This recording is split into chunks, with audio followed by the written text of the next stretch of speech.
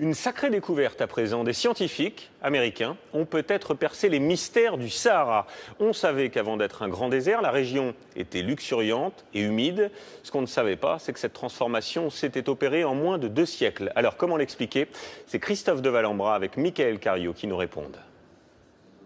Voici le Sahara tel qu'on le connaît aujourd'hui, l'un des déserts les plus arides au monde.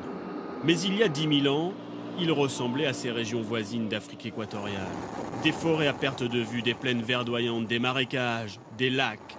Une région humide, propice à la vie. À l'époque, l'eau qui irriguait le Sahara venait de l'Atlantique, paradoxalement, grâce aux saisons chaudes, encore plus torrides qu'aujourd'hui.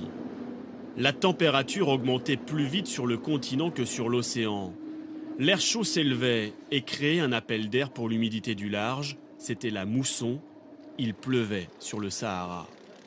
Par les hasards de l'astronomie, la Terre ne tourne pas autour du Soleil de manière régulière. À cette époque, il y a 10 000 ans, les étés sahariens tombaient quand la Terre était au plus proche du Soleil. La chaleur permettait la mousson. Mais 5000 ans plus tard, ce n'est plus le cas. Les précipitations ici en bleu disparaissent pratiquement. La région s'assèche, le Sahara devient un désert. Mais pourrait-on un jour voir le phénomène s'inverser et retrouver un Sahara humide ?